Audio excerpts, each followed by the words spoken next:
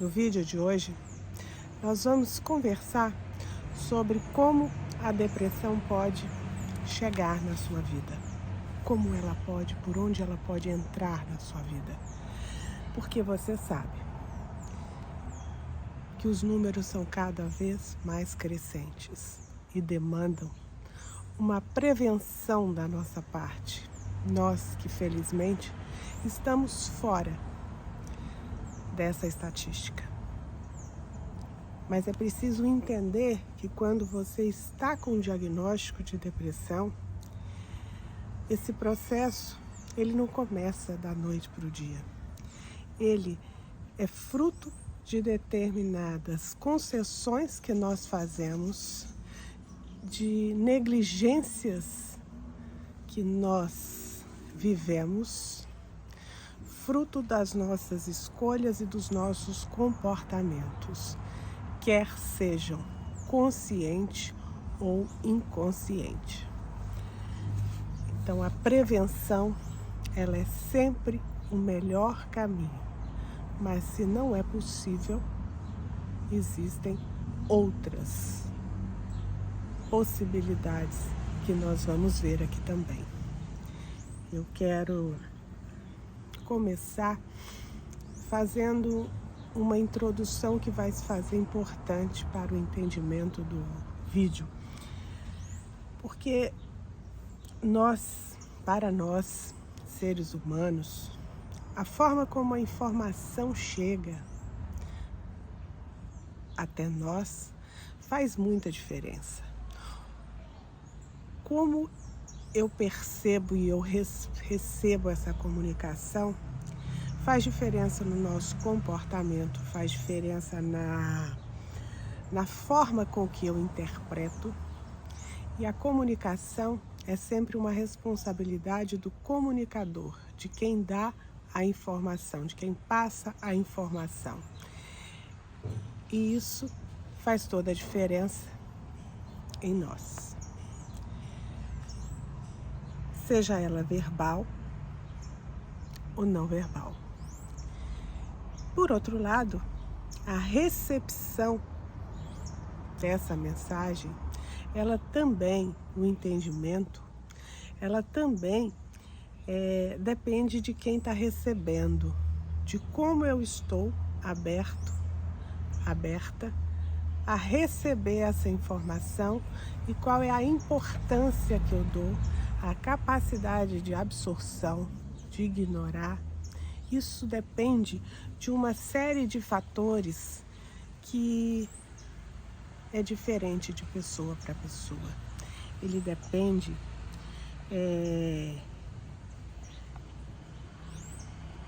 da vida, da história de vida. E isso vai definir a importância, a profundidade e o impacto que essa informação vai ter na minha vida. Desde as coisas corriqueiras até aquelas mais importantes que definem a nossa vida. O que seria uma coisa corriqueira? Menino, vai lavar a mão.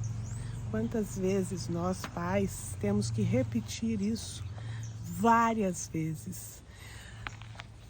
Não necessariamente foi porque nós não falamos da forma adequada. Muitas vezes nossa voz, a nossa informação foi clara e bom tom. E nem estou falando do sentido pejorativo do bom tom. Estou falando de audível. Mas a criança está tão intertida, ela tão absorvida naquilo que ela está fazendo, que ela simplesmente ignora a nossa mensagem. E eles têm essa habilidade e nós também. E muitas vezes, quando a gente não percebe isso em nós e quando a gente não percebe neles, a gente cria uma barreira de comunicação, não é? Bom,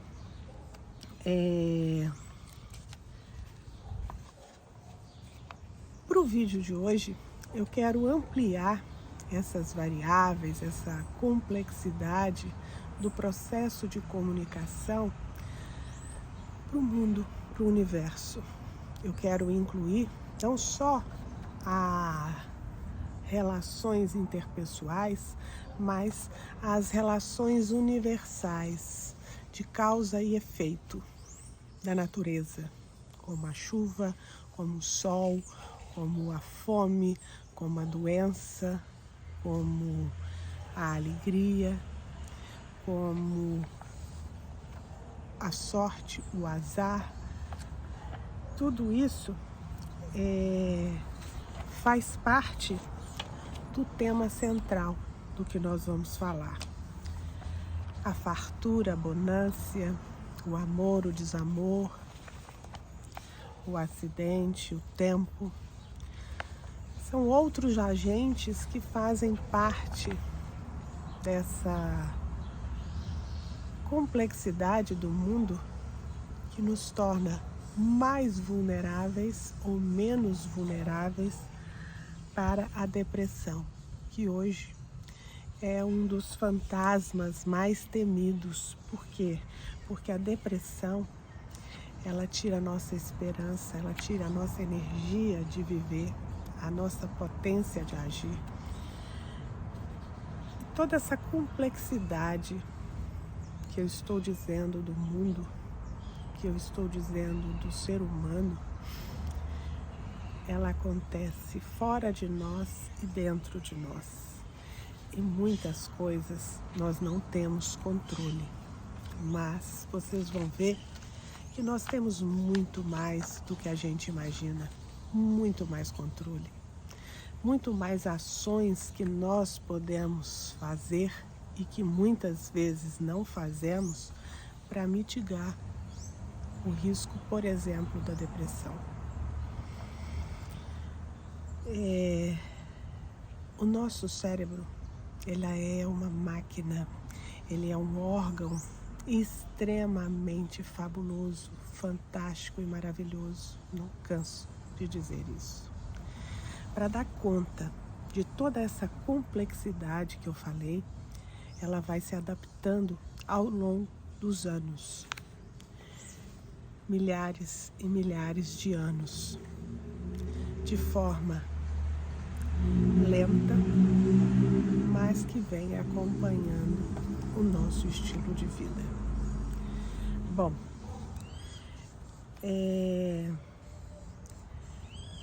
eu quis trazer esse contexto para a gente dizer por onde a depressão pode entrar na nossa vida, na sua vida. E eu vou falar de 5 pontos que eu entendo que são importantes e que merecem a nossa atenção. Primeiro, nós sabemos que a depressão pode ser um fator genético. Ela pode vir de geração em geração. Nós podemos ter a predisposição à depressão. Mas eu quero salientar que a predisposição não significa uma sentença definida, uma verdade absoluta da qual você não possa fazer nada. Eu posso ter a predisposição, mas isso vai depender de uma série de questões como o meu estilo de vida. Quem tem a predisposição a algo, ela vai estar mais vulnerável para aquela doença, para aquela habilidade, para o que quer que seja. Mas ela também tem uma certeza de que ela precisa agir para se blindar daquela situação indesejada, daquele fator que está ali, carimbado, pronto para startar. Mas ele pode simplesmente ser como um daqueles foguetes que você põe a pólvora, mas ele não estoura. Ou, se você tem um foguete e você não tem fósforo, nada acontece, não é mesmo? Nós já sabemos, no segundo ponto, que o ambiente é preponderante. O ambiente faz toda a diferença em desenvolver ou não. É o ambiente que leva o fósforo bom para acender o foguete. Então, se a gente sabe que a gente tem uma predisposição e a gente cuida desse ambiente, eliminando a possibilidade desse fósforo bom e potente chegar nesse foguete, a gente está mitigando o nosso risco. O foguete é a depressão. Nosso comportamento é o fósforo. Pense nisso. Pensando ainda nesse ambiente social que nós vivemos, a gente precisa entender que nós somos a média das pessoas com as quais nós convivemos, com o meio que a gente vive. E aí, eu vou trazer um exemplo simples. Se nós somos sedentários, nós tendemos a andar com pessoas sedentárias. Se nós somos pessoas que gostamos de ler, nós tendemos a procurar pessoas que têm o mesmo hábito. Se nós somos pessoas extrovertidas, nós buscamos pessoas extrovertidas. E aí você já percebeu que nós vamos nos misturando com as pessoas. Só que, como eu disse, nós somos a média do nosso meio. Então, se eu me sinto o melhor dentre os piores, a minha média cai e eu pioro. Por que eu pioro? Porque eu preciso me esforçar menos, porque eu já sou a melhor entre os piores. Eu preciso aprender menos, fazer menos, e eu me acomodo. E acomodação é morte. Então, é muito melhor eu ser a pior entre os melhores do que ser a melhor entre os piores. Pense nisso. Olha aonde você está. Olha a sua volta. Olha qual é a posição que você tem ocupado. Você é aquela que carrega seu grupo? Talvez esse lugar já não te cabe mais. Se você está sendo puxado por um outro grupo, tenha consciência de que você precisa somar, porque senão você vai ser expurgado. E aí você precisa estar sempre em movimento ascendente, em movimento crescente.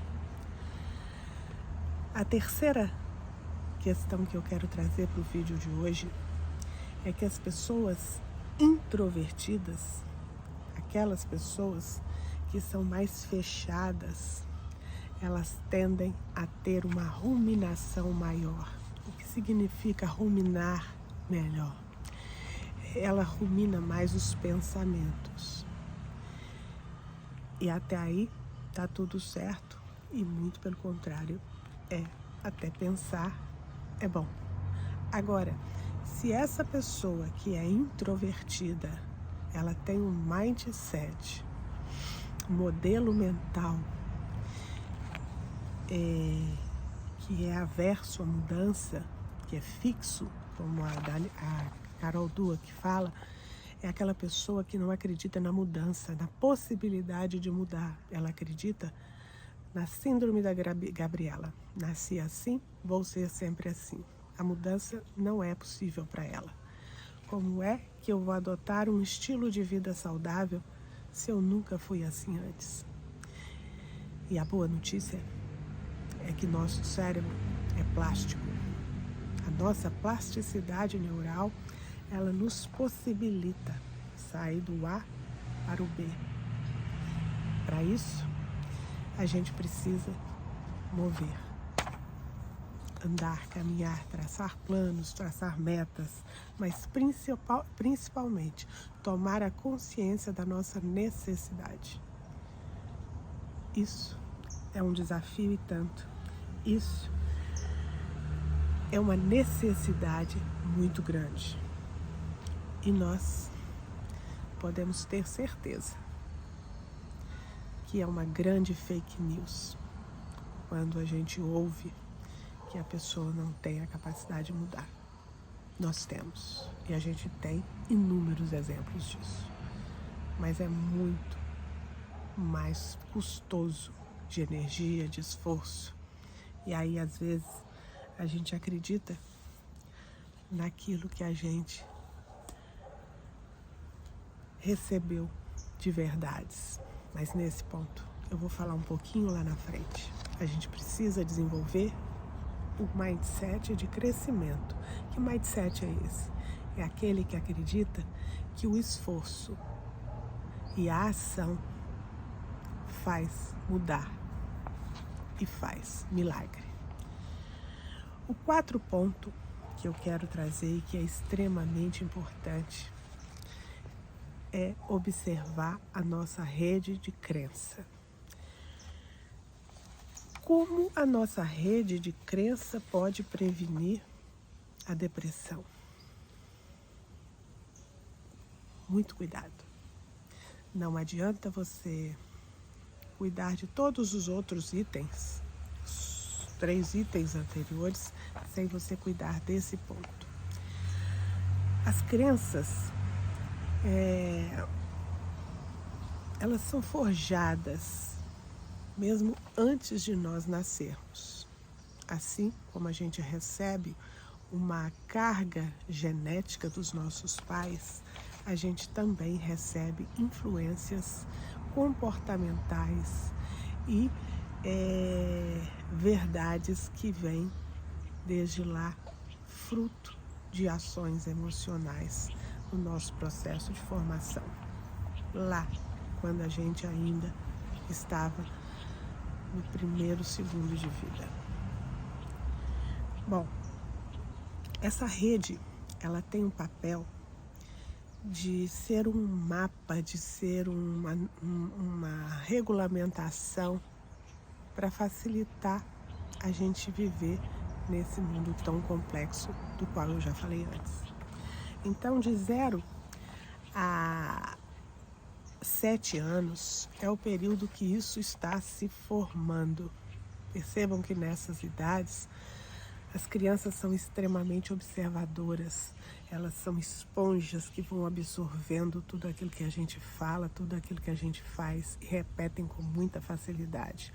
Hoje elas não dão conta, mas de tanto ver e ouvir, por repetição ela vai aprendendo e ela sabe o que ela faz que a gente gosta e o que ela faz que irrita a gente. Elas aprendem isso sem mesmo aprender a falar. Vocês já viram isso, certamente. Então, essa rede, ela molda o nosso papel no nosso mundo. Ela conforma, ela forja a nossa personalidade, a nossa autoestima, a nossa confiança, autoconfiança, a nossa importância no mundo, a nossa capacidade de ter e receber empatia, de receber e dar amor, de criar resiliência, de lidar com as frustrações, de promover e gerar alegria de dentro para fora. Tudo isso faz parte desse pacote, dessa rede de crenças. E quando a criança, ela nasce numa família disfuncional, e aí eu quero dizer que todos nós temos famílias disfuncionais, porque as famílias perfeitas são aquelas dos papéis, aquelas que